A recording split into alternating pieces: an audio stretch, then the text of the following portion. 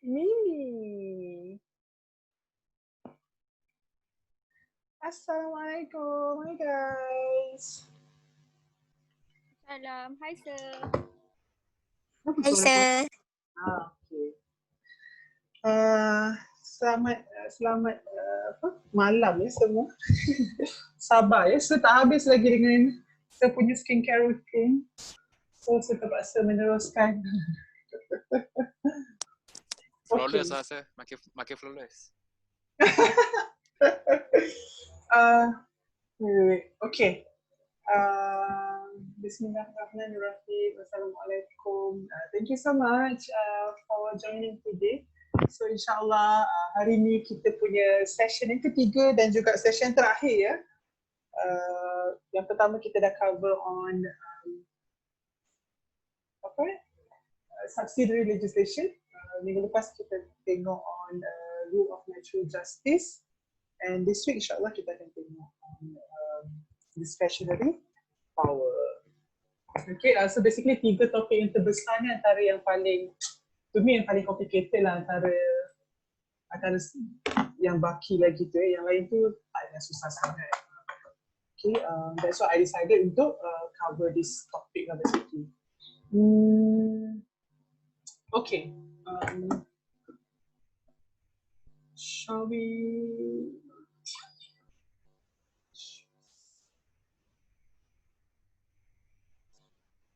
Okay, shall we start our session with Al-Fatihah?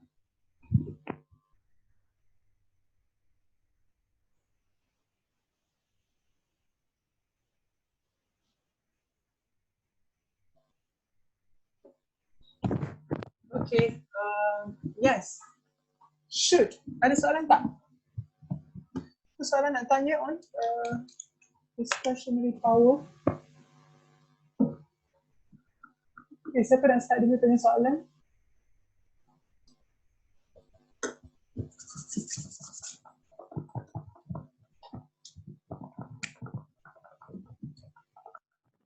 Apa-apa yang you guys tak faham?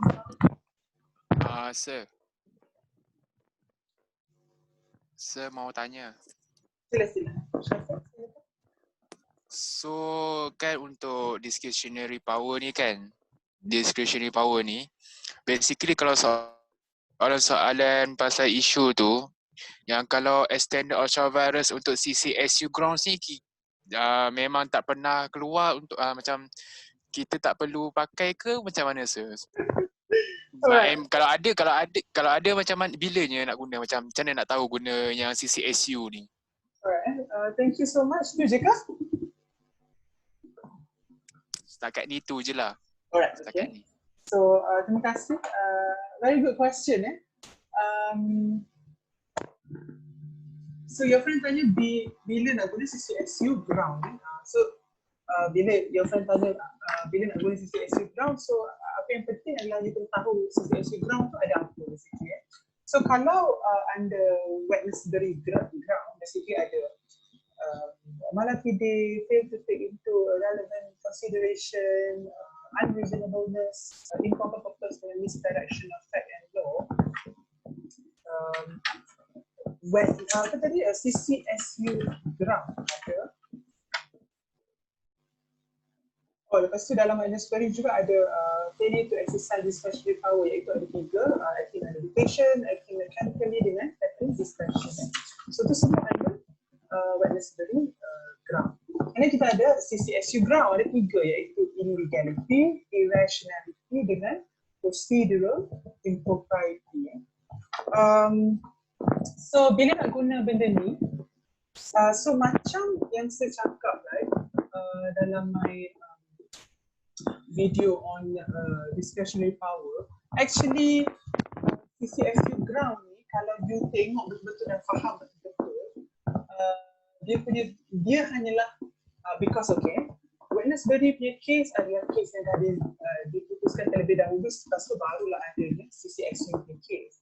So masa Wednesbury di-decide, hakim dia keluarkan all the grounds. Kita tengok malam video failure to take consideration. So itu hakim dia.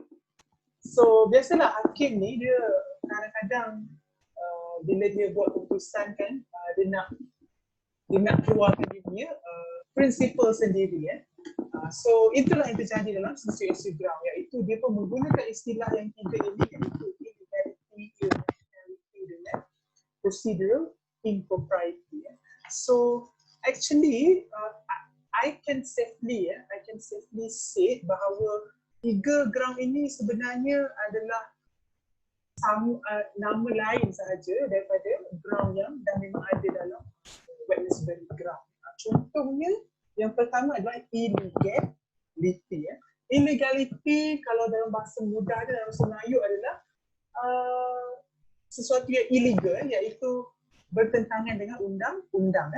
So actually kalau you are talking about you buat sesuatu yang illegal, iaitu against the law yang ada, kalau you dah faham ataupun you dah baca on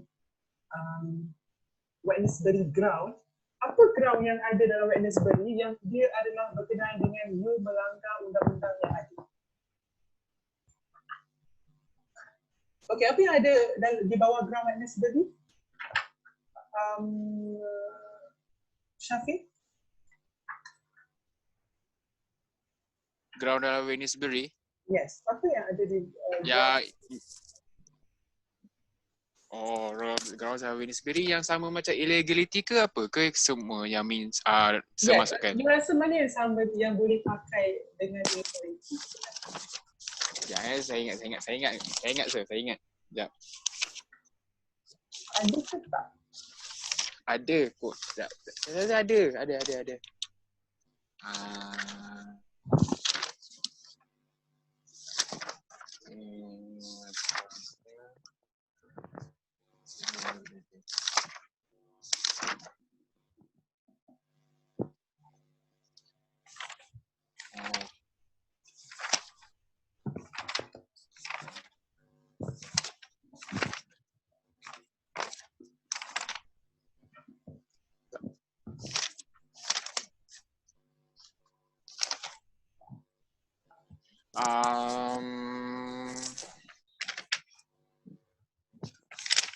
Sama ada malafide kan? Malafide adalah bila improper purpose. Improper purpose. Okay. Saya rasa tak apa tepat improper. Alright, thank you. Tapi saya nak tanya awak, apa yang awak faham dengan illegality? Illegality ni maksudnya macam keputusan yang dibuat secara tak sah lah. Mungkin bukan secara tak sah, keputusan itu dia buat melanggar undang-undang yang ada. Right? So dia jadi tak sah. Okay. So kalau you tengok notes kan, dia tulis illegality maksudnya adalah bila you go against the law, right? So okay, you remember bila you belajar dia ada kalau ikut Miss Azrina dia ada common law ground, iaitu procedural ultra bias dengan substantive ultra bias. And then kita ada Wednesbury ground yang banyak gila tu, and then kita ada CCSU ground. So basically macam ada tiga lah. So kalau kita nak tengok yang paling dekat mana yang pasal illegality, iaitu yang mana you go against the law, jawapannya adalah substantive ultra bias. Because bila you bercakap tentang substantive ultra bias, that means the person who making the decision has go against the law, iaitu bila dia langgar scope of power yang dia ada, that means dia dah go against the law itself, betul tak? So itulah sebenarnya nama lain bagi substantive ultra bias. So dalam CCSU ground dia namakan substantive ultra bias tu sebagai illegality. So bila you faham tu, so adakah itu menjawab soalan you tadi, iaitu bila nak guna ground CCSU?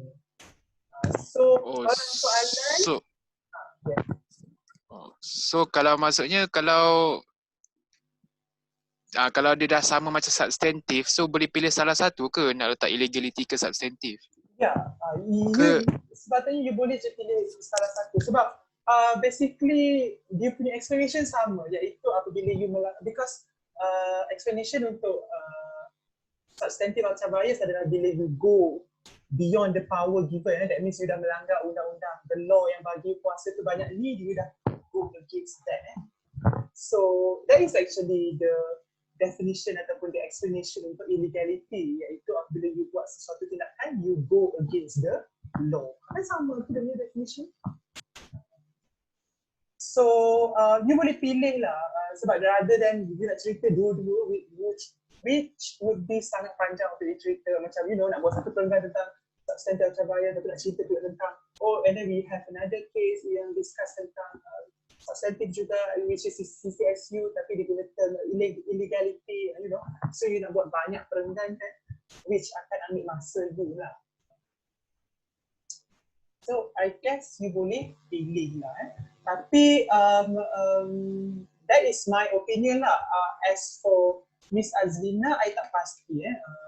Tapi kalau nanti once kita dah get back, I think you boleh clarify dengan dia sama ada, since dia punya explanation tu macam sama, you boleh pilih ke ataupun you boleh salah satu saja. Sebab kalau masa I teach this subject, I bagi student salah satu je. Sebab I tak require student untuk explain dua-dua. Okay, itu satu. Iaitu yang illegality.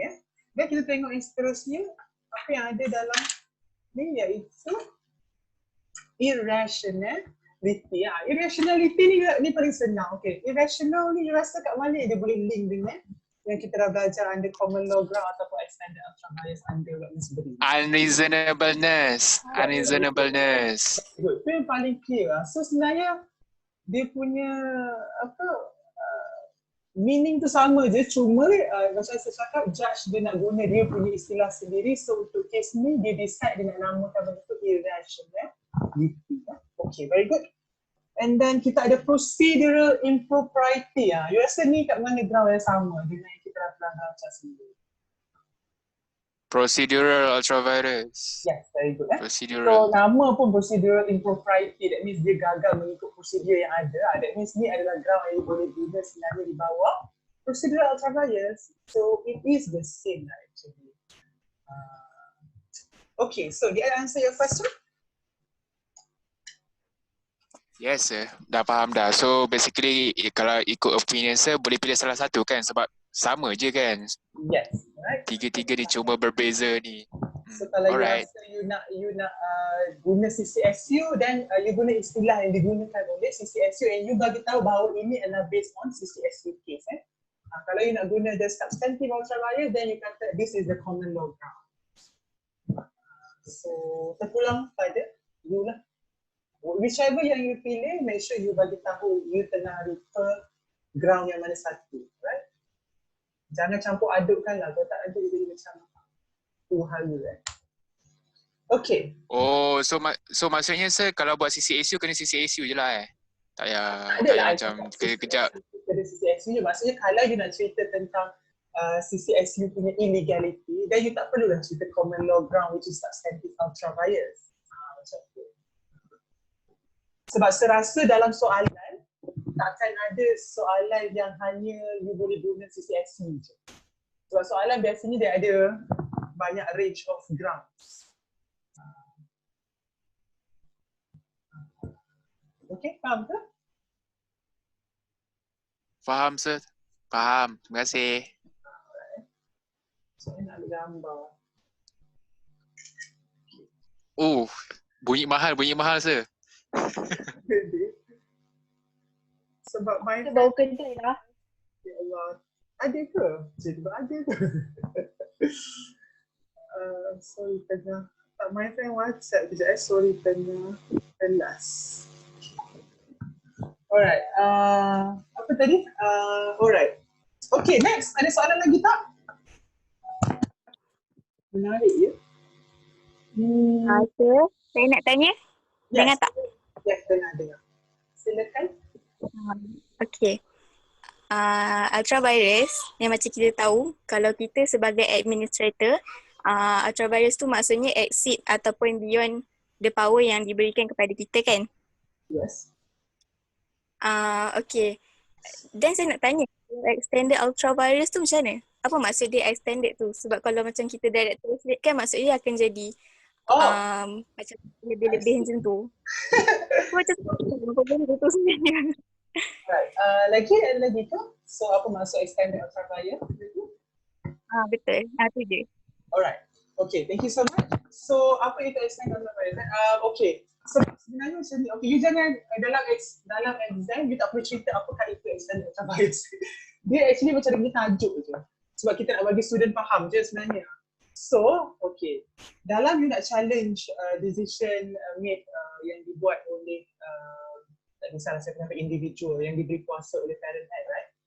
So, sama ada you guna di bawah common law ground, you boleh guna procedural ultra bias ataupun substantive ultra bias. And then kita ada extended ultra bias iaitu yang banyak-banyak tu. Okay.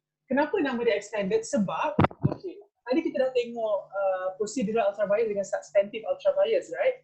Okay, so adakah dua ini sahaja ground yang boleh digunakan untuk mencabar keputusan yang dibuat oleh individu yang diberi kuasa oleh parent act? Tidak, ya. Dia ada lagi ground-ground lain. Sebab tu kita panggil dia extended, iaitu cabang-cabang lain lah untuk mencabar keesahan ataupun the legality of the decision made by the administrator. So tu yang kita panggil, since kita dah ada satu kepala iaitu common law ground yang ada procedural dengan substantive. So ni kita punya macam jenis cabang lah. That's why kita panggil dia extended. Ada macam extend, you know macam extended family, ada beradik keluarga extend. So macam tu ada cabang baru. So itulah ada yang banyak tu iaitu ada mala fide, fail to take into consideration, dan whatever semua. Oh, faham. Sebenarnya dia tu yang procedural dengan substantive. So yang mala fide apa semua tu dia akan jatuh bawah extended. Yes. Sebab dia banyak lagi bawah-bawah tu kan. Sebab macam kita tengok dalam SL, kan ada procedural dengan substantive, dan kita ada extended, betul tak? So, Betul. yes, dia sama je. Dia sama je. Sebab dia maksudnya ada apa? Ada pertambahan lah. Maksudnya, okay, ni cabang lain yang mana ada banyak lagi ground yang boleh guna selain daripada procedural dan juga substantive. Okay, sir. Okay. Terima kasih, sir. Okay, ini ada question. Saya nak kena pakai apa? Saya lupa lah. Oh. Alright, soalan silakan sambil-sambil menghabiskan aku thinking. Sir, saya nak tanya, saya Anis, saya nak tanya berkenaan failure to exercise discretionary power yang Wednesbury grounds tu. Okay. Yang acting under dictation tu, dia bermaksud, okay, kalau apa yang saya faham dari video yang saya bagi kat YouTube,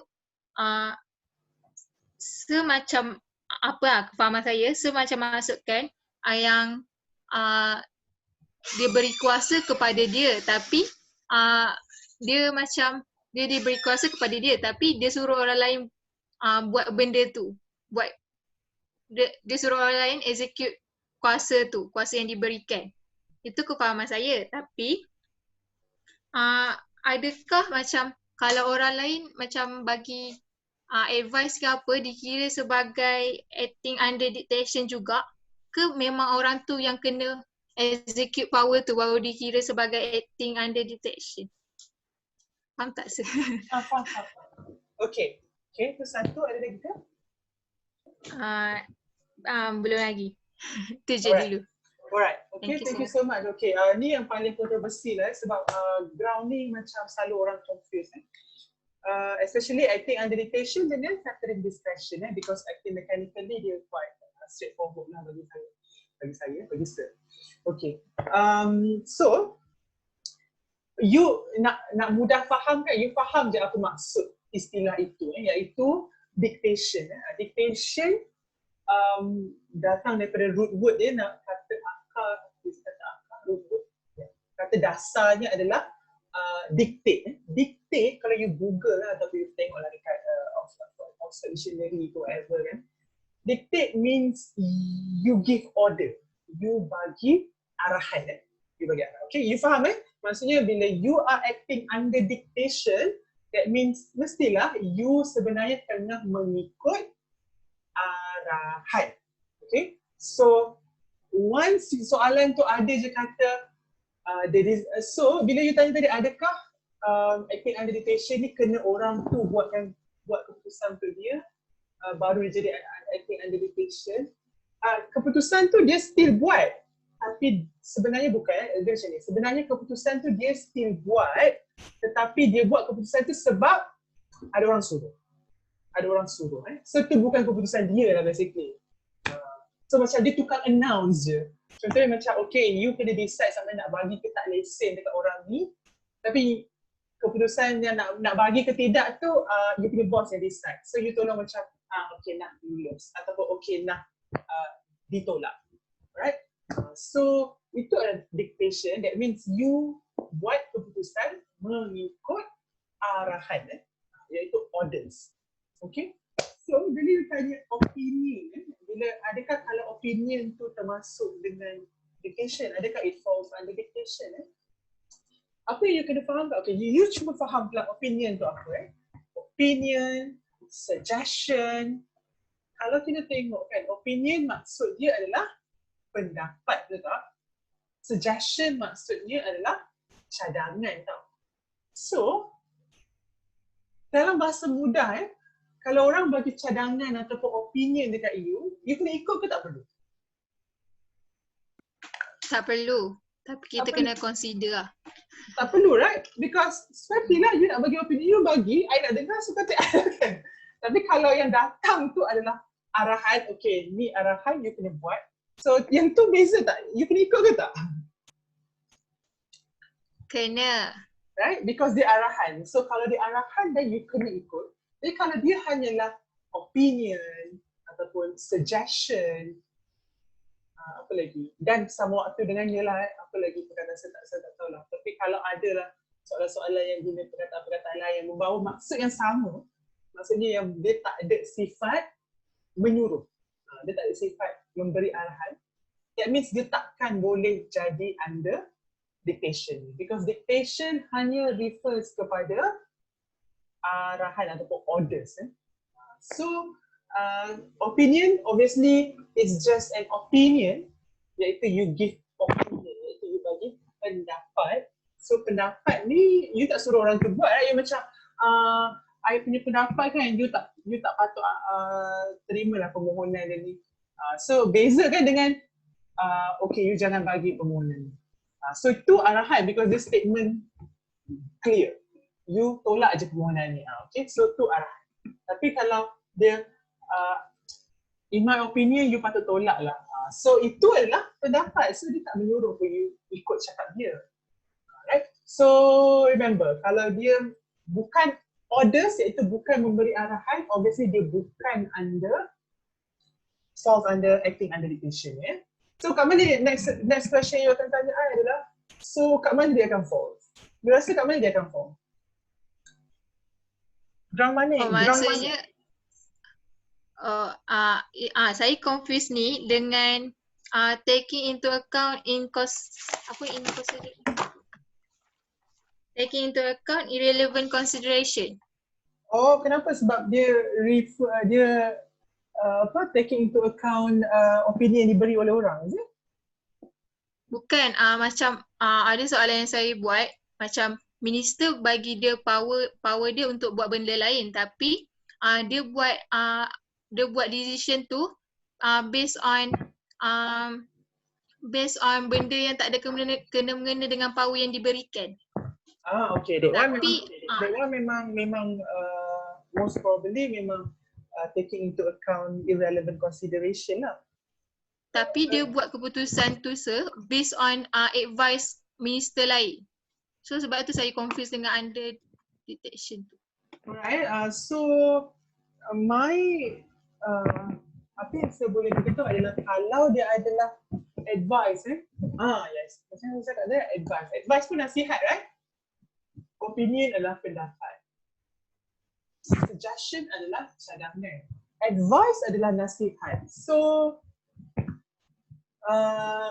that's why I nampak lah kenapa you boleh faham bahawa mungkin juga dia boleh falls under taking irrelevant consideration, iaitu apa irrelevant consideration yang diambil kira, iaitu nasihat ataupun advice yang diberikan oleh menteri lain tu, betul tak?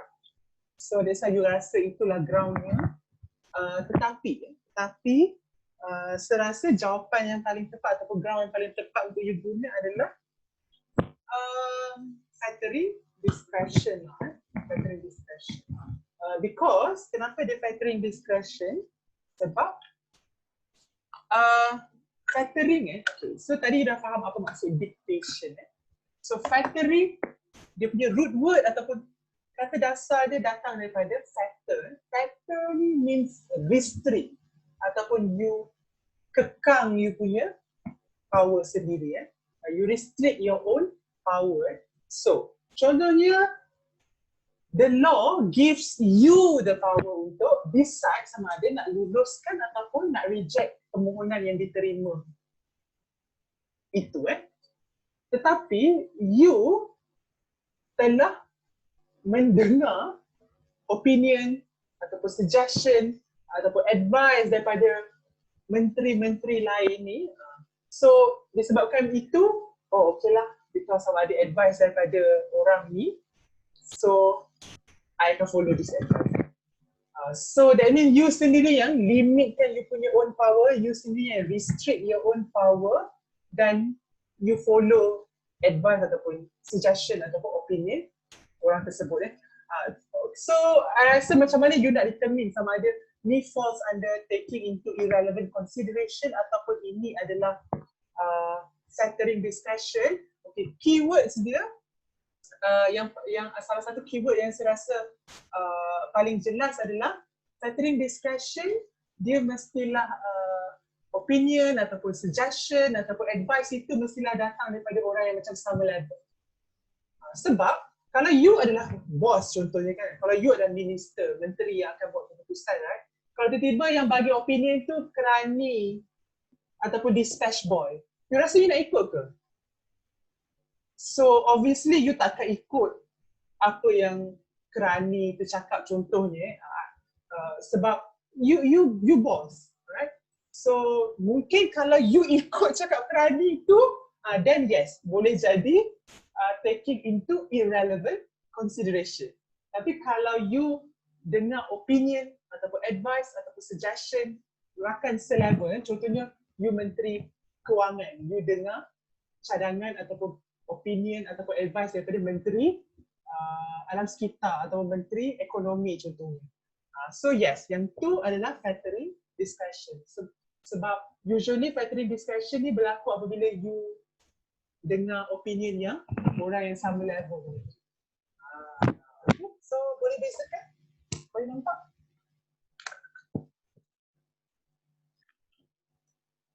Boleh kot sir. Thank you sir. Alright. Tapi itulah keywords ni kan kalau ada opinion, advice semua ni kan usually dia memang akan dia dah tak termasuk dekat yang apa?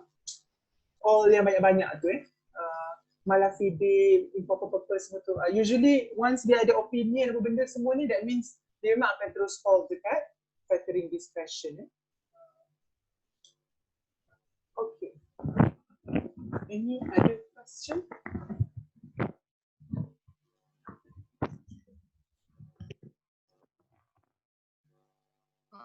Sir, Yes. saya Syafi. Saya nak tanya yang contohlah saya pun dah ni contoh satu soalan ni kan. Dia kata the act empowers the Minister of Works to suspend an engineer for incompetency and inefficiency. So, dalam salah satu perkara yang minister tu buat, dia suspend seseorang ni sebab dia ada degree dengan dalam statistik dengan degree degree civil engineering. So minister ni percaya yang degree dalam statistik ni lah yang penyebab dia yang orang tu engineer tu dia inefficient. So jawapan Maksudnya, saya letak sekejap, macam mana, so adakah itu yang dinyatakan dalam soalan tu, adakah itu fakta kes ni, iaitu dia buat macam tu sebab dia rasa degree tu lah yang menyebabkan dia inefficient? yes, dia maksudnya dia ada yang engineer tu dia ada 2 degree. Satu statistik, satu civil engineering. So, minister tu rasa dia dalam soalan yang tulis tau. So, Dato' Amira believes that Luna's degree in statistics contributes to Luna's inefficiency as a civil engineer. So, jawapan yang saya letak ialah unreasonable. So, saya macam dah start, bila saya macam dah start confused sama ada ni unreasonable ataupun taking into account irrelevant consideration. Macam tu lah. So, Yes, DP, confused. welcome to DP lah. DP memang akan always confused sebab dia playground tu memang sangat overlapping to one another lah. Okay, so perkara pertama yang kena tengok adalah ayat yang you baca tadi, iaitu the act empowers. So itu adalah kuasa yang diberi oleh the act which is the parent act. Okay. So apa kuasa yang diberi oleh parent act tu dia? Dalam parent act tu dia kata boleh suspend suspend an engineer for incompetency and inefficiency. Tu je. Alright, so dia boleh suspend an engineer for incompetency. Alright. So dia bagi lagi power lagi berdasarkan section berapa lagi ada ke tak?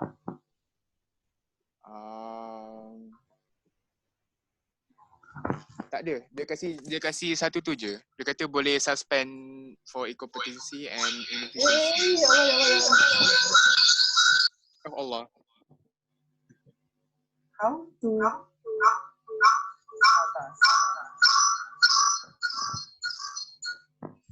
I cannot. Okay. Alright. Okay. So bila dia buat keputusan because they believe degree statistik tu yang menyebabkan orang jadi inefficient. Okay. Sebab kita tak boleh nak terus decide sebab nanti kita takut nanti ground yang lain sebenarnya adalah lebih sesuai. So saya kena tahu apa lagi decision yang dibuat. So apakah lagi decision yang dibuat? Okay, itu yang pertama lah. Yang kedua Dato' Amirah tu, minister tu suspend Bella because the housing minister is of the opinion that Bella lacks sufficient practical training as a civil engineer. The housing minister has received complaints from the Home Buyers Tribunal regarding Bella's unprofessional, negligent and incompetent advice to home buyers and contractors. Itu yang kedua. Okay, ni yang terakhir lah. Yang ketiga, Dato' Amira suspend Sista because she believes Sista should work in Ethiopia with Arbaha Associates Sdn Bhd. Dia suruh orang tu kerja dekat Ethiopia. Siapa pula Ethiopia? Negara kot tak silap. Work in Ethiopia. Work in Ethiopia with Arbaha Associates Sdn Bhd, a Malaysian government-linked company specially set up to build infrastructures in third world countries. Malaysia recently adopted a policy to encourage foreign investment and infrastructure development in third world countries. So dia suruh pergi ke Ethiopia. Itu yang ketiga lah. Okay, so yang ketiga ni obviously unreasonableness. Saya tak nampak apa. I cannot terima dia punya keputusan yang tiba-tiba merepek ni. So I think yang ketiga ni confirm unreasonableness saya rasa sebab macam ni kita tak tahu apa test yang kita guna dalam unreasonableness? Syafiq? Test apa? Yes. Macam ni you nak... Unreasonableness test lah. Unreasonable test. Yes, iaitu kita guna reasonable man test. Macam mana reasonable man test? Reasonable man test. Allahu Akbar. reasonablement test tu, contoh, Yes, silakan. Contoh, Yes. saya bagi contoh masa saya jawab masa SEM 3 rasa. Contoh kalau, Sebab dia sama je. Sebab dia sama je. contoh kalau dia buat something, contoh kalau apa yang dia buat tu orang reasonable man, kalau contoh apa yang dia buat tu orang lain tak terfikir pun untuk buat benda yang dia buat tu. Contoh Yes, kalau dia doktor, okay, tak ada contoh. Yes, betul. Itulah dia. Iaitu reasonable man test adalah no one, that means no reasonable person if being put in the same position as he is akan buat decision yang sama macam dia buat. So, kalau orang lain diletakkan dekat situasi dia, contohnya orang lain diletakkan jadi minister macam Datuk Amirah tu adakah orang lain boleh buat keputusan, adakah orang lain akan buat keputusan yang sama macam Datuk Amirah tu? Kalau jawapannya adalah tidak, that means keputusan yang dibuat oleh Datuk Amirah tu adalah unreasonable. Tetapi kalau orang lain kata, I pun akan suggest untuk dia pergi Ethiopia, kerja kat sana, that means keputusan tu okay. Alright, so itu adalah macam mana kita nak tahu atau kita nak test sama ada apa yang dia buat tu reasonable ke tak.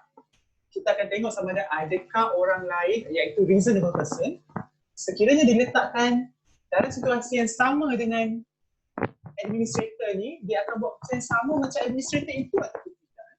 So to me, tiba-tiba kau suruh orang bekerja, sebab dia punya kuasa tadi apa? Suspend and what? Apa? Suspend, apa dia punya act Apa power yang diberi oleh act tadi? Suspend the inefficient and incompetency engineer.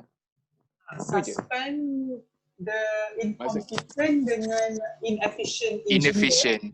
So dia ni you suruh orang pergi kerja dekat Ethiopia, which is negara lain. So okay, you akan cakap kan, tapi sir dia macam substantive ultra bias pun ya juga.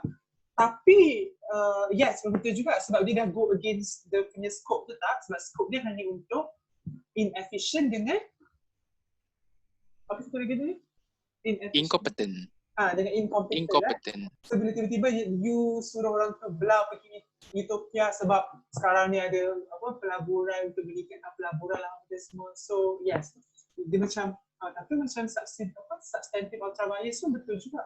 Tapi kan saya cakap dia memang akan overlap, tapi you kena tengok betul-betul mana yang lebih sesuai. So kalau you rasa macam keputusan itu terlalu tak masuk akal, so dia lebih kepada unreasonableness rather than substantive ultra bias. And kalau sir lebih akan argue itu adalah unreasonableness. Sebab macam merepek dia tiba, kau punya kuasa setakat nak suspend orang je lah, apalah suruh orang kerja kat negara lain pula ni.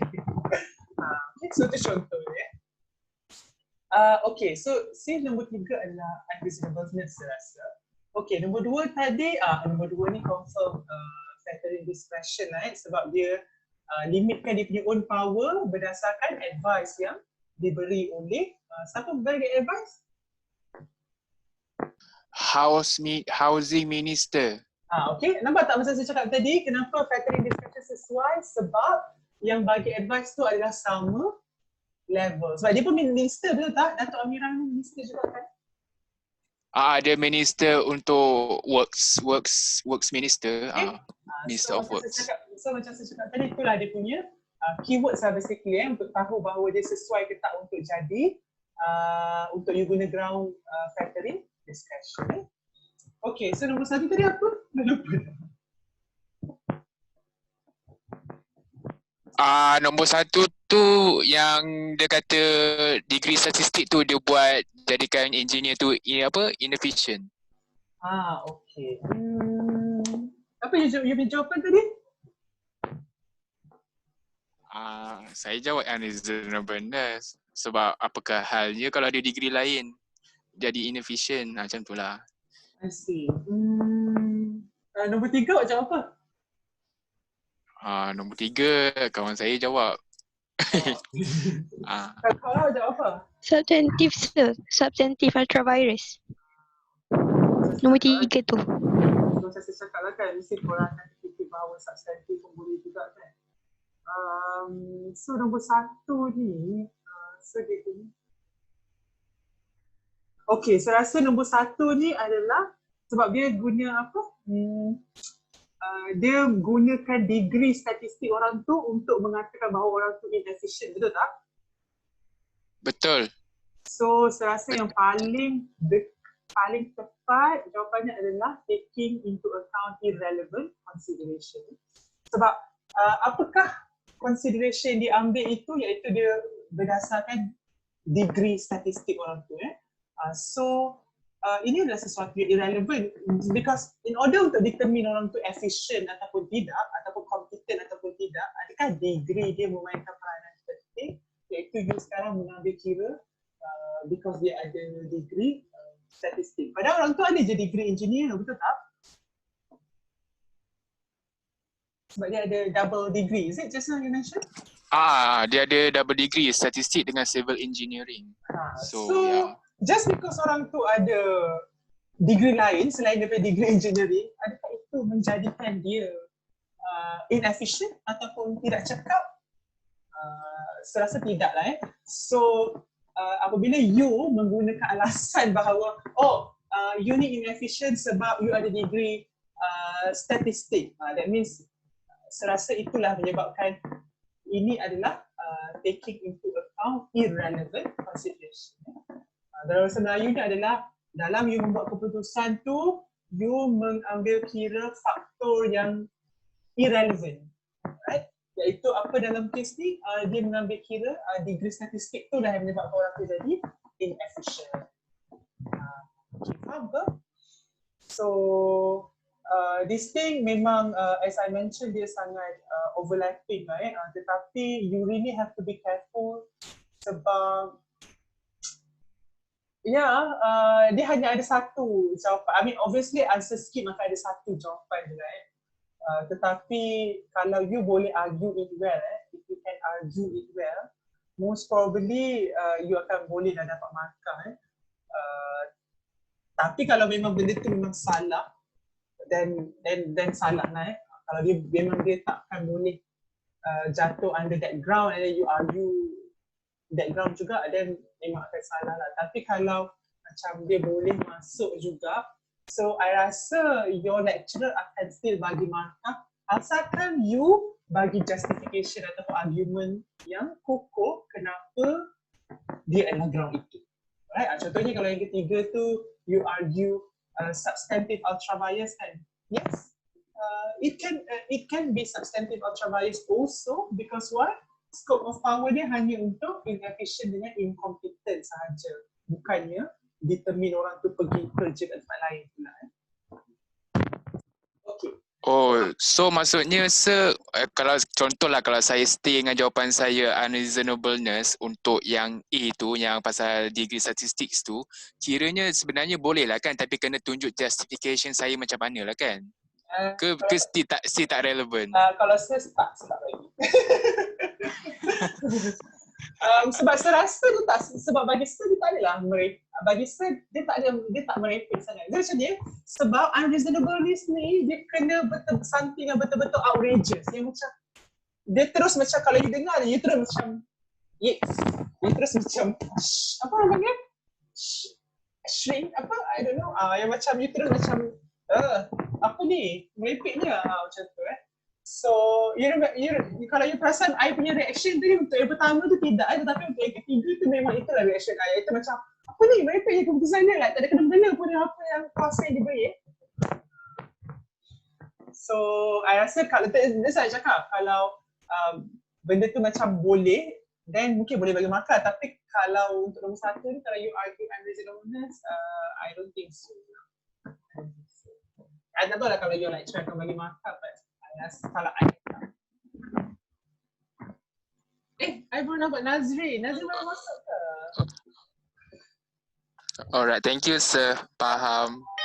Kena bertekan Dah lama balik. masuk dah lama. Saya cuma dengar je. Mana kawan awak Nazrin? Dia salam. Dre nampak Dre juga. Dre pun baru masuk. Okay, yes. Ini ada question, thank you Syafi. Saya rasa kan my opinion adalah you memang kena banyak practice untuk discussion power ni. Itu je yang akan buat lama-lama kan you akan really, oh okay, bezakan betul-betul. Kalau you macam setakat buat satu dua kan, you memang tak akan boleh nampak betul-betul macam mana nak bezakan unreasonableness, procedural ke, substantive ke. You memang, I think practice makes perfect kan. So bila banyak kali you buat latihan itu, dan you akan tahu macam mana nak argue betul-betul kenapa dia sebenarnya lebih tepat kepada ini dan bukannya itu. Okay, any other question? Very good, very good question.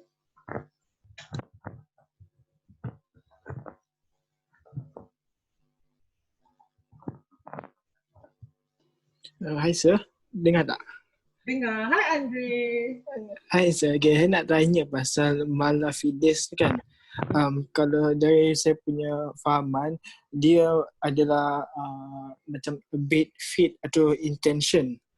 Yes, Kalau macam dari segi view, adakah dia boleh dikira sebagai Malafides? What do you mean by dari segi view? Oh, macam satu soalan ni dia cakap pasal dia ada apply for application untuk passport. Lepas tu dia punya application tu rejected atas dasar semua applicant yang berasal daripada Kashmir adalah teroris. Atas dasar si pembuat keputusan tu ada dia punya view. Tu saya confused, adakah dia boleh dikira sebagai Malafides atau daripada segi personal animosity ataupun maybe irrelevant consideration ke? Okay, so alright, thank you. Itu je ke Andre? Yes sir, itu saja. Yes, alright, thank you so much. Okay, so decision yang dia buat, okay, so dia diberi kuasa untuk meluluskan, is it meluluskan apa ni? Like passport, is it permit? Dia diberi kuasa untuk suspend and accept any application of the passport. Okay, untuk passport So dia punya kuasa adalah untuk suspend or accept any application yang diterima untuk passport dan dia telah buat keputusan untuk reject permohonan orang ni daripada Kashmir sebab because of his view bahawa orang daripada Kashmir adalah teroris. Am I right? Ya, betul sir. Because of his personal view.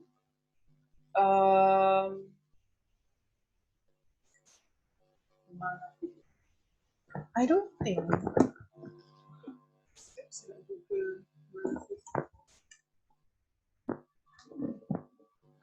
it is Malafide because Malafide ni memang bad faith. Iaitu niat jahat. So I don't think view adalah niat jahat. So Malafide ni dia memang kena because dia ada personal grudge. Dia usually mesti dendam mungkin lah. Right? Usually mesti dendam. So kalau macam personal view dia bahawa ini adalah I rasa semua orang daripada Kashmir adalah teroris, bagi I dia bukan Malafide. So kena careful. So remember Malafide hanya untuk kalau dia betul-betul ada niat jahat. Niat jahat lah. Niat jahat ni usually because of dengki lah, bad faith. Because macam contohnya kalau macam you tolak permohonan orang ni sebab you tak suka ke anak dia ataupun you baru lepas kena reject dengan dia masa you pergi keluar makan dengan dia hari tu ataupun you berdendam dengan dia sebab sebelum ni dia pernah whatever. Alright, so itu lebih sesuai untuk Malafide. Tapi kalau dia buat keputusan tu because of his view, dia boleh jadi irrelevant consideration. Sebab apa consideration yang diambil kira untuk buat keputusan itu, iaitu dia punya personal view yang hello, kau tak ambil personal view kau untuk you sepatutnya assess the application, you sepatutnya menilai permohonan itu on it is lah. You tengok fakta itu, bukannya you put lah you punya own personal judgement ataupun view dan you buat keputusan. Okay, tapi macam I cakap dekat Syafi juga, since DP, discussion in power, is sangat tricky. So before kita decide bahawa itu adalah apa tadi? I cakap taking into account irrelevant consideration, maybe you patut bagi tahu I apa lagi decision dua yang dia buat tu supaya supaya kita boleh betul-betul tahu actually apa yang dua lagi. Sebab takut nanti tiba-tiba yang dua lagi tu sebenarnya ada yang lebih sesuai untuk taking into account irrelevant consideration. Oh, yang lagi dua sah. Oh, yang dua lagi, yang first tadi pasal, okay, dia ada A, B, C tu. Yang A ni dia about tu lah, the application tu kena reject sebab dapat advice daripada defense minister tu, macam saya kata dia apa-apa yang daripada sama level mungkin boleh jadi factoring discretion. Okay, yes. Okay, since itu adalah advice so, dan dapat daripada minister lain, so obviously I think this is factoring discretion. Okay. So kalau yang kedua yang tadi lah, yang about the Kashmir to be terrorist tu. Okay. Yang ketiga adalah dia punya application revoke sebab dia adalah a Jewish American professor yang di-invite oleh UM untuk untuk membuat talk pasal Israel Palestinian conflict. So saya rasa yang tu saya buat unreasonableness. Oh wow. Okay, saya rasa yang nombor 3 macam lagi sesuai dengan taking into account relevant consideration. Nampak tak? Sebab tu lah saya pun dah pening jam semua dekat-dekat. Sebab tu tadi saya tak berani nak terus decide. That's why saya biasa suruh orang baca yang lain punya decision. Sebab dia memang akan cara nak jawab dia memang you kena sebab saya ingat lagi kalau saya ajar my student kan, you tulis dulu the first round and then lepas you dah habis semua kan you kena tengok balik semula betul tak. Sebab kadang-kadang yang tak decision seterusnya tu kadang-kadang lebih sesuai dengan jawapan yang you dah decide tadi. So, since nombor 3 ni dia nak tambah info. Sorry? Saya nak tambah info tentang soalan ni. Dalam soalan ni ada cakap Bakal meletup you guys. Sebab saya pun dapat soalan yang sama. Ya, silakan. Dekat soalan ni dia ada cakap yang boleh tak cakap dia dengan punya... mic tu jangan bergerak-gerak. Okay. Dalam soalan ni dia ada bagi tahu yang kuasa dia diberikan untuk revoke atau apa-apa yang berkaitan dengan pelarian ataupun pendatang asing tanpa izin. Sekejap, boleh tak you baca ayat penuh dia apa? Sekejap.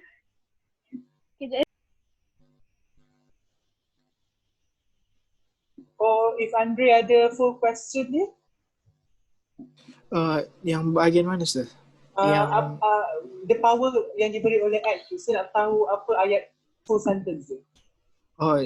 The Act tu, dia kata the Act empowers immigration officer to accept, suspend or revoke any application for passport applied by refugees who wish to enter Malaysia. Lagi? Tadi apa yang your friend cakap tentang apa? Tadi maybe yang ni lah yang kuasa dia tu passport apply by a refugee who wish to enter the Malaysia, macam pelarian yang bukan pelarian lah, refugees yang hendak masuk ke Malaysia. Okay, baca lagi soalan tu. Lagi sambungan dia? Ada lagi tak? Itu saja. Pasti bawah-bawah dia yang ABC, dia apa yang dia buat decision tu. Okay, kalau daripada awal memang pendek itu juga? Daripada awal dia kata Malaysia has been having a recent influx of foreigner. Therefore, to resolve and to control growing population and immigration of illegal immigrants and refugees to Malaysia, the Parliament enacted the Immigration and Refugee Act 2015, fictioners. Nah, itu saja. Pasti yang sambungan dia yang tadi. So, okay, cuba baca sambungan tu. Sambungan yang tadi yang the Act empower immigration officer to accept, suspend, revoke any application for passport applied by refugee who wish to enter the Malaysia. And then sambungan bawah yang the decision made by the chief officer. Alright. Sir, Yes. concern saya soalan ni dia mention illegal immigration and refugees. Sorry, dia what?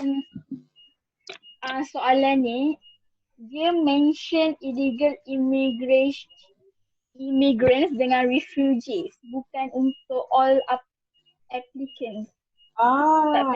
Yes. Very good. So, saya concern. Yes. That is the scope. That is the scope. So, nombor 1 tadi apa? Siapa yang mohon? Nombor 1 tadi. No, keputusan nombor 2. Sebab keputusan nombor 1 adalah because of advice kan? Dia view that all applicants from Kashmir must be a terrorist. Okay, nombor 3 apa dia punya decision? He revoked Ilyas Abratov's passport application because he is a Jewish American professor who has been invited to University Malaya to give a talk on Israel-Palestine conflict. Okay. Kalau macam tu, obviously nombor 3 ni is substantive ultra bias lah because orang ni bukan je refugee, betul tak? Betul, sir. Kan? Kalau Irish illegality boleh tak, sir? Kalau nombor yang Yes, kan tadi saya cakap illegality adalah nama lain dia adalah substantive ultra bias. Cuma illegality adalah term yang digunakan di dalam case CCSU dan substantive ultra bias adalah term yang digunakan di bawah common law punya ground. Okay. Baru saya faham. Sebab patutlah, okay, because the scope of power adalah hanya untuk refugees, right? So, since orang ni is professor yang tak ada kena-mengena pun kan? So basically you don't have the power untuk batalkan somebody punya passport just because you adalah pegawai immigration. Okay. So kalau yang soalan B tadi yang dia kata yang personal view tu, boleh tak kalau dia jadi unreasonable sebab tak semua chief immigration officer akan buat keputusan yang macam dia buat. Yes, okay. Dia boleh jadi unreasonable jugalah, tapi kena bagi explanation yang betul. Yeah, you really have to explain pasal unreasonable punya tu macam mana. That means because kan I cakap kan you tak boleh simply just because they're unreasonable. So you memang kena bagi tahu. Kalau lagi nak guna ground unreasonable, then you kena bagi tahu unreasonableness ni actually dia works macam mana iaitu we test kita test dia dengan menggunakan whether a reasonable person would make the same decision if being put in the same position of the person in charge tu ke tidak. So that's how you relate dengan fakta tu and then you argue. So itu kalau you nak guna unreasonable. Sama juga macam saya cakap kan, tak kisahlah ground apa you guna kan. Yang penting adalah macam ni you justify tu. Kalau you setakat cakap je, then you gunalah ground apa pun memang you takkan dapat markah banyak. Okay? Itu lagi ya. Okay, sangat thank you, mencabar ya. Thank you Dre sebab menyampuk soalan Dre. Okay, did I answer your question, Dre, Luisa? Yes, sir. Thank you. Okay. Apa lagi ya? So tadi kalau you argue unreasonableness, yes, you akan argue bahawa no other immigration officers being put in the same position as he is would make the same decision. Alright, because tu adalah dia punya personal view sendiri. Ataupun kalau you nak argue bahawa ini adalah taking into irrelevant consideration adalah you akan argue bahawa in making the decision he has take his personal opinion into consideration in whether to accept or reject or revoke the passport. So this is irrelevant because his personal view is basically irrelevant in making the decision. So itu cara argue. That means yes, dia boleh jadi contoh kalau unreasonableness ataupun taking into account irrelevant consideration. Tapi you nampak tak bila you argue tu cara you argue lain, right? Because masa you argue unreasonableness, you cakap tentang no other immigration officer would make such decision macam dia. Tapi kalau you nak argue taking into irrelevant consideration, you akan argue bahawa your personal view is actually irrelevant dalam making this decision. Nampak ke? Saya harap you boleh dapat. Kalau tak faham boleh tanya lagi.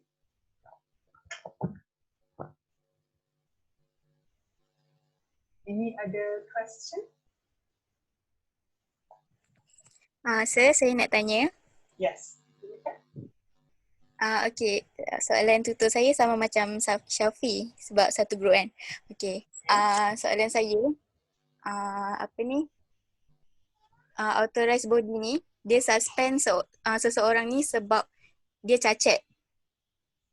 Kan dekat act yang dibuat, dia kata kena suspend medical health practitioner kalau dia incompetent ataupun dia tak boleh nak carry dia punya kerja tu in efficient way. So saya punya jawapan, saya buat improper purpose. Sekejap, saya nak tahu apa decision, actually apa ayat penuh tu? Boleh tak awak baca apa decision yang dibuat? Apa sah? Boleh tak awak baca decision yang dibuat? Saya nak baca ayat penuh tu. Untuk soalan saya tu dia cakap dia suspend Zubir, a qualified medical practitioner because he is a handicap. Lepas tu Datuk Omar believe that all medical practitioner should not handicap sebab dia nak bagi best medical service to patient. So tak boleh lah cacat macam tu. So jawapan saya ambil improper purpose tapi dari sudut pandangan plaintiff. Maksudnya dari sudut pandangan si Zubir ni lah. Sebab kalau dalam buku dia cakap the action made by the authority may be well motivated. So maksudnya kalau dia ada dominant purpose, decision yang dia buat tu boleh jadi valid. Sorry, apa dominant purpose? What is that? Dominant purpose. Dominant purpose tu apa? Maksudnya kalau apa yang saya faham, dominant purpose tu maksudnya Datuk Omar ni dia suspend orang tu sebab kan tadi act tu nak nak buang orang yang tak boleh bawa dia punya kerja tu dengan baik kan sebab dia cacat. Incompetent, Betul. Okay. Tapi awak tak boleh. Jawapan dia irrelevant. Jawapan dia bukan incompetent. Sebab awak tak boleh tengok dia macam ni sekarang ni you kena advise the parties, you bukan advise Datuk ni tau. You kena advise the parties. So contohnya kalau dalam situasi nombor 3 ni adalah you kena advise this handicap medical practitioner ni sama ada dia boleh challenge tak keputusan yang dibuat oleh siapa, Datuk Zubir apa ni? Datuk Omar. Datuk Omar tu so kalau dia nak argue bahawa ada improper purpose, then you sepatutnya dia mesti ada satu fakta yang menunjukkan bahawa Datuk Omar ni pecat dia sebab Datuk Omar ada tujuan lain. Iaitu tujuan lain ni sebenarnya dia kena macam memang ada tujuan lain. Contohnya macam sebenarnya dia nak lantik anak saudara dia tu. Ataupun sebenarnya dia sebab kalau dia buang orang tu dia boleh naik pangkat ke. You know, dia kena ada tujuan lain. Tapi memanglah mungkin you akan nampak macam, oh tujuannya sebab nak provide a better service. Tak, saya rasa itu tak boleh jadi improper purpose.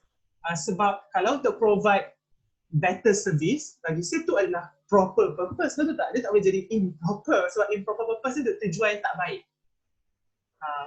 Kalau you tengok daripada perspektif orang yang kena buang ni, orang ni tak ada tujuan yang tak baik, betul tak? Because dia buang tu adalah katanya untuk supaya semua medical professional kena sihat supaya boleh provide servis yang lebih baik, efficient dan competent.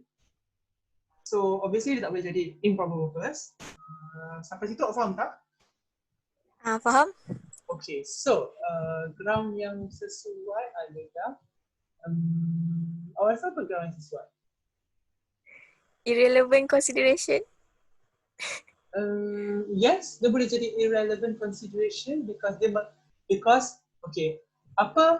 macam mana dia buat keputusan, iaitu dia mengambil kira bahawa orang ni cacat. So dia pun buat keputusan bahawa orang ni incompetent dan inefficient. Yes, so you boleh argue bahawa itu adalah taking into account irrelevant consideration.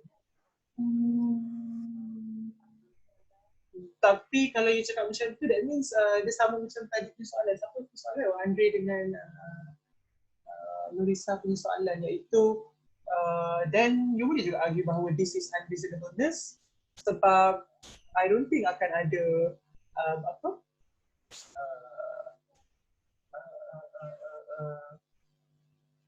officer ataupun ketua lain yang akan buat keputusan yang sama macam Datuk Omar ni.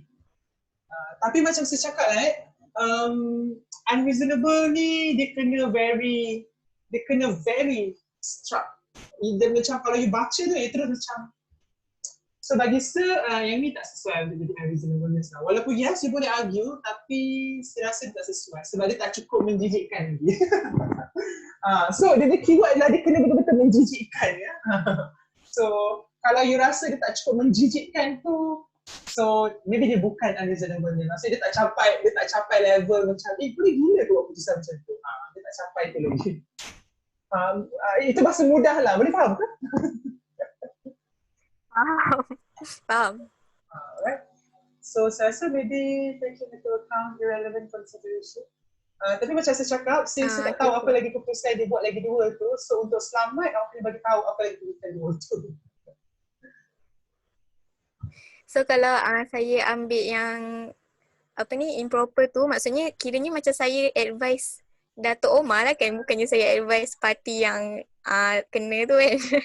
Tapi, okay, even if kalau you advise Datuk Omar pun, you nak kata apa? You nak kata, macam ni, saya tak faham macam ni you nak advise Datuk Omar menggunakan ground improper purpose. Sebab sekarang ni, soalan yang akan tanya adalah whether you boleh challenge keputusan dibuat oleh Datuk Omar ke tidak. So macam kenapa you nak advise Datuk Omar? Okay, saya dah nampak dah. Kan? Sebab sekarang kita nak challenge Datuk Omar punya decision. Okay. Ya. Tapi macam saya cakap, you nak discuss sekali keputusan yang decision dibuat dua lagi ke tidak?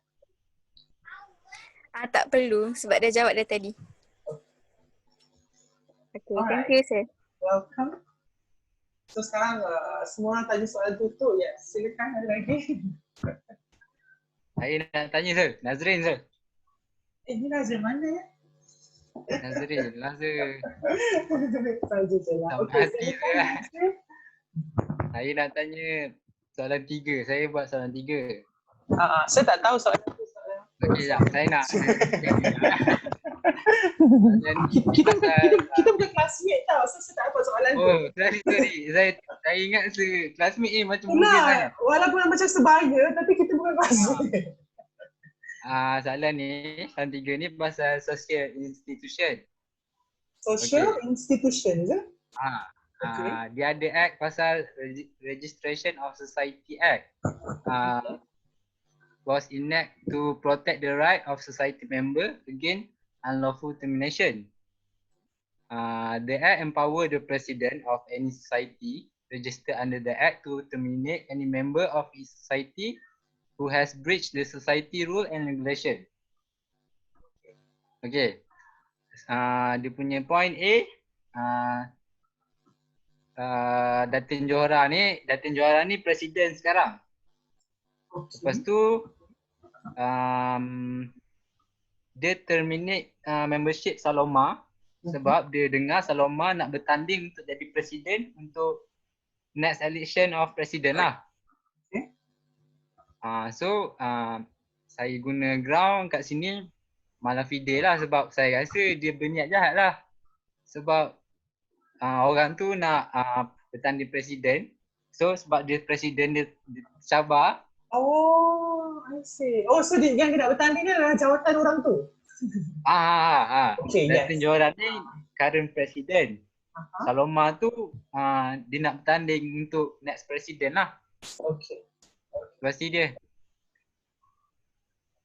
So sebab dia dengar Saloma tu nak bertanding, Datin Johara ni terminate lah membership Saloma ni.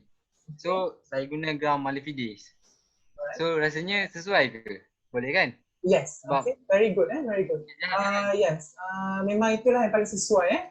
Sebab macam saya cakap tadi, ini adalah salah satu contoh yang paling sesuai untuk guna Malefides. Sebab dia memang personal. Dia memang ada personal grudge. Iaitu you adalah presiden sekarang dan you pecat orang tu sebab orang tu akan mencabar you punya kedudukan sekarang. So you memang dengki lah basically. Kan saya cakap tadi Malefides ni memang you ada dengki, niat jahat. Iaitu yang very personal in nature. Very personal in nature. So ini adalah contoh terbaik yang mana dia sangat sesuai digunakan Malefides. Walaupun you bolehlah kata dia macam juga boleh juga diguna irrelevant consideration boleh, tapi macam saya cakap DP ni you kena ambil yang paling sesuai. So yang paling sesuai dalam kes ni adalah untuk ground ni adalah Malefides. Okay. Lepas tu yang B dia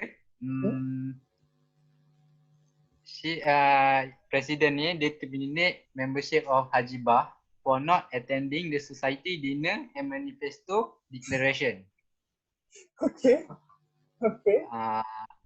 Rasanya sebab dia cakap ATA ni boleh membolehkan presiden ni untuk terminate member yang langgar society punya rule and regulation lah. Okay. So rasanya society dinners dengan manifesto declaration ni rasanya macam penting ke? Macam dia termasuk ke untuk rule and regulation tu rasanya? Saya pun tak sure lah rasanya ni. Tak. Saya rasa tak. Saya rasa tak. Sebab mana pernah ada orang buat rule bahawa semua orang perlu attend dinner. Oh ya ke? Memang tak penting sangat Of course lah. It's so sebab ada manifesto memang it's so illogical untuk you paksa orang attend dinner ataupun attend majlis manifesto. Like sangat tak munasabah untuk you paksa orang attend because what if kalau orang tu tiba-tiba sakit ataupun anak dia kena pergi hospital ke ataupun so obviously itu bukan peraturan saya rasa. Okay. Jadinya irrelevant consideration lah. Maybe sepatut dengar apa decision ketiga ni buat dulu. Sebab saya rasa nombor 2 ni sebab tadi saya gelak right? Kenapa saya gelak tadi bila awak baca decision nombor 2 ni sebab saya rasa dia sangat merepek lah. Kan saya cakap tadi dia mesti sesuatu yang macam boleh buat you macam apa ni? So since itu reaction saya untuk keputusan nombor 2 tu, so saya rasa dia sesuai untuk unreasonableness. Tapi mari kita tengok yang decision nombor 3 dia apa.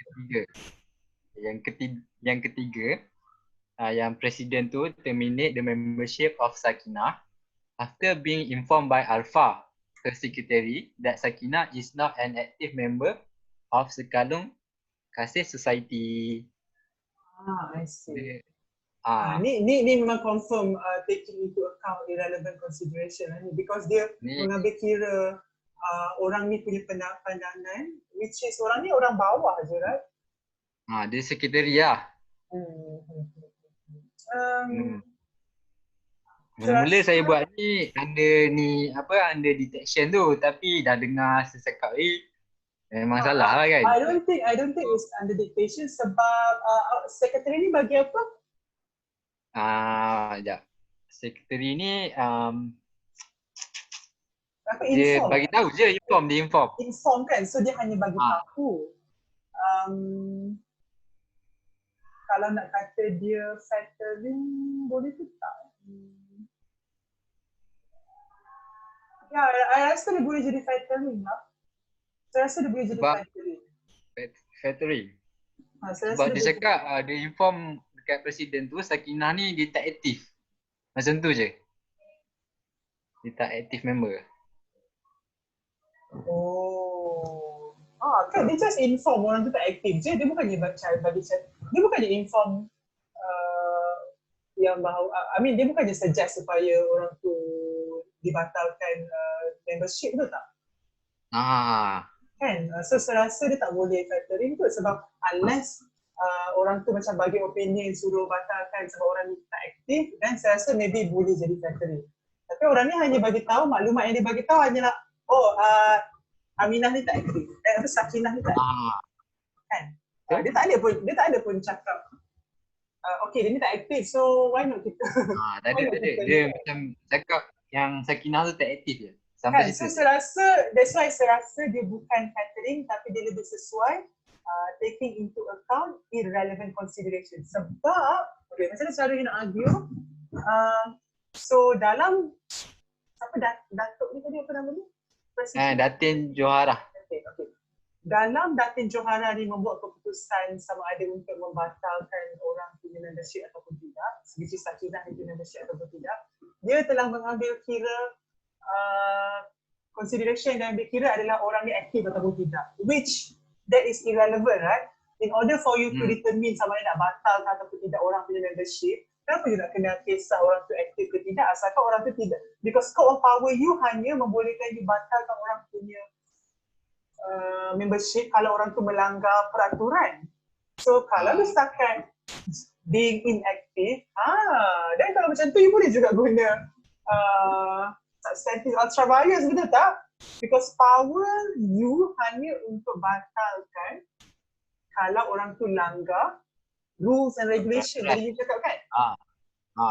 So rule and regulation. So since being inactive doesn't breach any rules and regulation, so dia boleh false. You boleh argue bahawa ini adalah substantive ultra bias. Ataupun kalau you nak argue ini adalah taking into account irrelevant consideration, then you kena argue bahawa faktor orang ni aktif ataupun tidak adalah sesuatu yang irrelevant untuk you consider dalam membuat keputusan.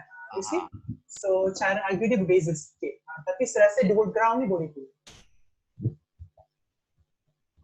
Kalau tak aktif tak langgar apa-apa kan ke kena aktif peraturan? Rasanya lah, tak tahu lah kan. Mana ada, okay, contoh kita ambil ahli UMNO. Ahli UMNO ada berjuta, right? Perlukah semua orang aktif kalau I buang you? Tak kan? Ni apa tu?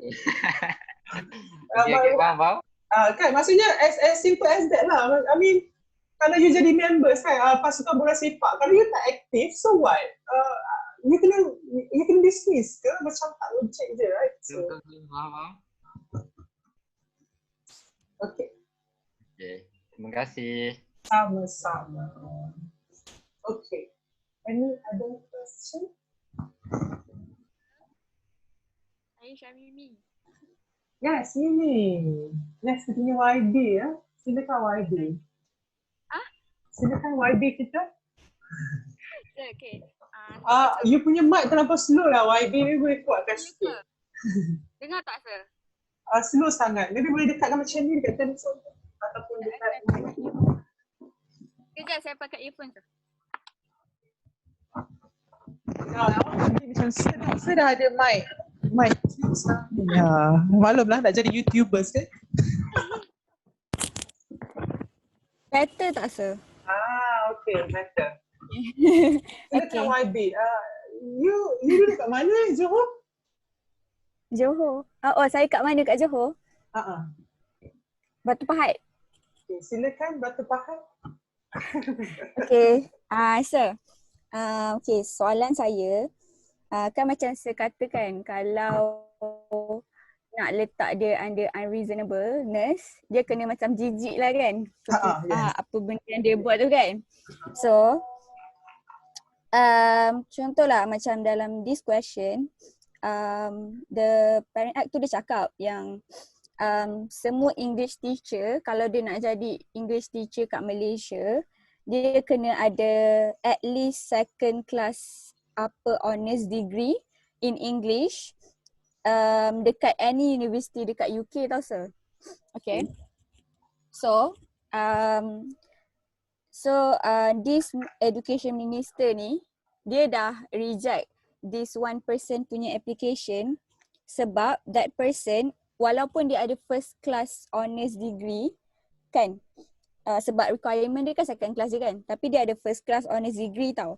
So dia reject sebab that person ada a strong views on India punya Kashmir punya konflik tu. So Apa saya kena rasa dengan India punya Kashmir ni konflik ni? tapi itu jijik ke sir? Sebab saya rasa dia macam taking Saya tak rasa dia jijik, tapi saya macam fikir apa mereka sebab dia buat ni. Sebab dia kata dia tak nak that konflik tu untuk dipoliticize kat Malaysia. Sekejap, okay. I think that you kena baca full soalan dekat sir. Bila you baca separuh ni kan saya tak boleh nak comprehend dengan baik. Saya nak baca satu-satu lah. Cuba baca full. Sebab apa kena mengenai tiba-tiba ada pasal isu Kashmir whatever ni. The education minister has detected a great decline in the English language proficiency and literacy among primary and secondary school children in Malaysia.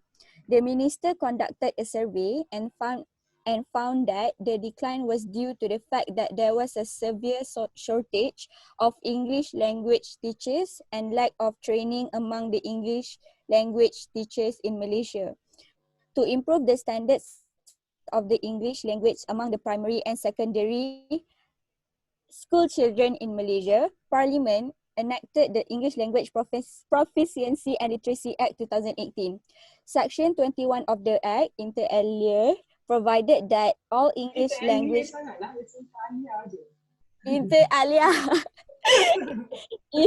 provided that all English language teachers must obtain at least a second class upper honours degrees in teaching English as a second language from any university in the United Kingdom. Once Sri Camelia, the newly appointed education minister made the following decisions. Saya nak baca tiga kan? Okay, sure. So, ada soalan langsung tadi mention pasal Kashmir issue, right?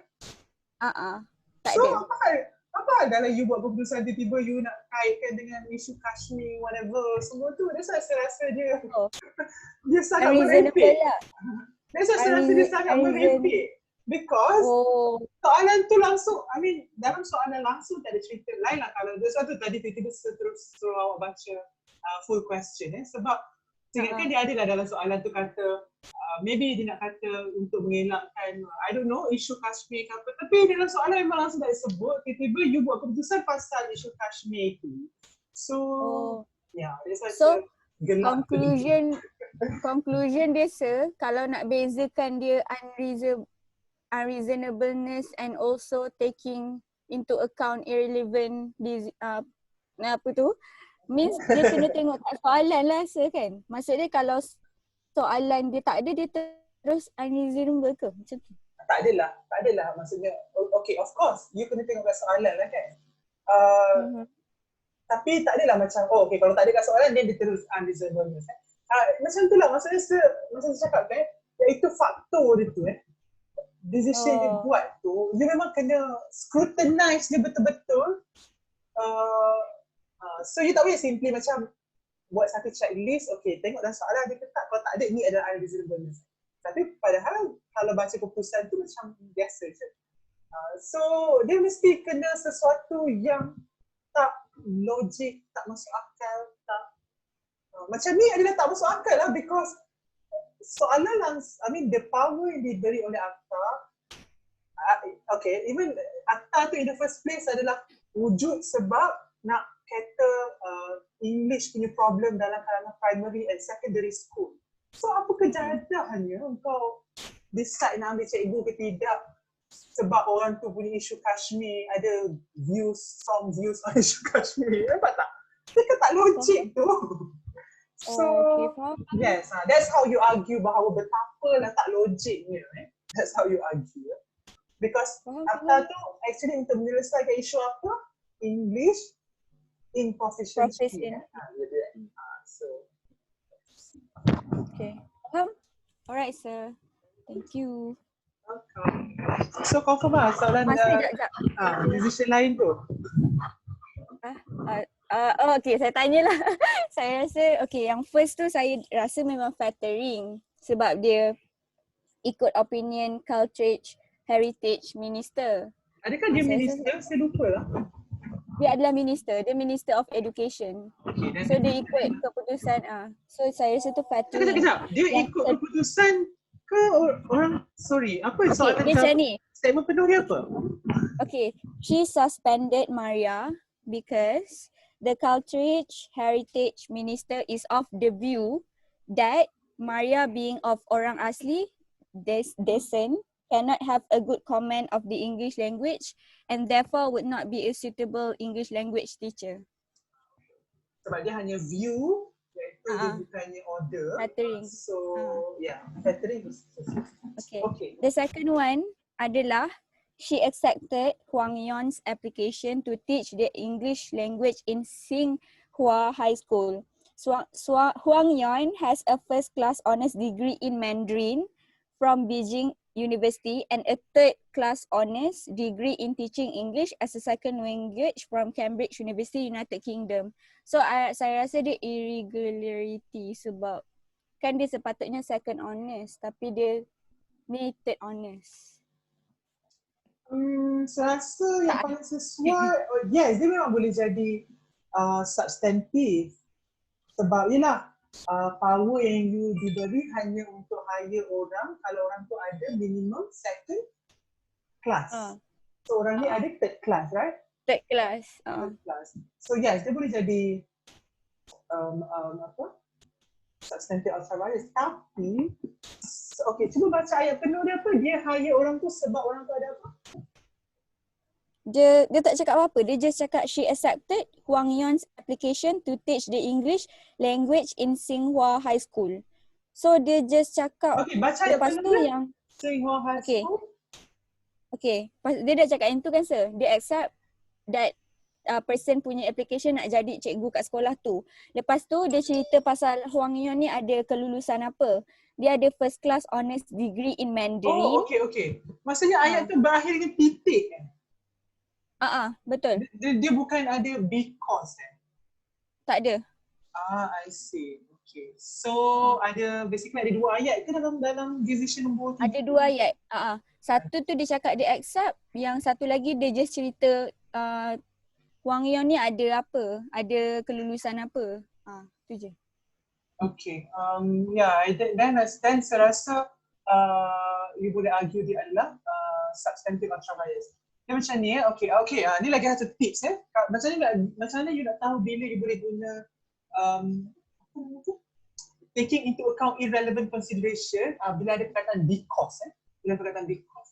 Kalau dalam soalan kalau dalam decision nombor 3 ni tadi, kalau dia kata she accepted the Huang Yon application because he has a first class degree in Mandarin, then itu adalah taking into account irrelevant consideration. Sebab dia dah kata dalam soalan tu bahawa dia accept orang tu sebab orang tu ada first class degree dalam Mandarin, which you tak sepatutnya tengok into Mandarin punya kriteria pun, betul tak? Betul. So yes, tu adalah that's what saya cakap tadi, dia ada because ke tak, sebab usually tu adalah kata kunci jugalah untuk you determine bahawa faktor yang digunakan, because lepas perkataan because adalah apa sebab dia ambil orang tu, betul tak? Ataupun apa sebab dia buat keputusan kalau nak batalkan lesen, nak luruskan pasport ke apa. So kata kunci adalah because. Kalau ada perkataan because you tengok faktor yang diguna tu relevan ke tidak. Kalau tidak, yes, most probably ground yang boleh guna kat dalam that decision tu adalah irrelevant Substand. consideration. Oh, okay. So sir, kalau yang ni, kalau yang ni maksudnya yang macam sir kata lah kan, dia boleh pilih ke antara substantive ultravirus ataupun yang irregularity yang extended tu? Yes, you boleh Kan? pilih sebab Boleh kan? substantive Either one ultravirus kan? adalah the same dengan illegality. Basically, kalau you explain nanti, sama. Oh, so saya Cuma pilih macam I irregularity mention, bila you nak explain tentang illegality, it's advisable lah bagi sir untuk you kata, okay, this illegality ni kita dapat daripada case CCSU. Oh, faham? Okay, faham sir. Thank you sir. Welcome. Okay. Any other question? Semua orang tanya tu. Tadi okay, tanya soal Nancy dah, Andre dah. Muli tak tanya lagi. Muli ada apa nak tanya tak? Nazrin dah, Afiqah dah, Lisa tadi dah, Syafiqah, Muli dah tadi. Okay, tak ada soalan dah? Kita punya end of session dah pukul 10.30, sebut tak nak ambil masa awak lama sana. Kalau ada apa soalan lagi boleh tanya lagi last round before kita conclude our session untuk today dan juga this semester. Okay, tak ada soalan right? Tak ada. Okay, alright. So terima kasih kerana menghadirkan diri. Alright. Maybe kita boleh end our session dengan Tasbih Kifara and Suratul As.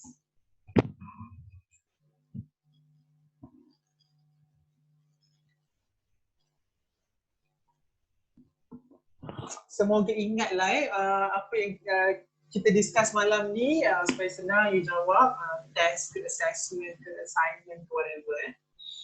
Alright, so saya record video. Okay, saya record video. Okay, saya record video. Okay, bye.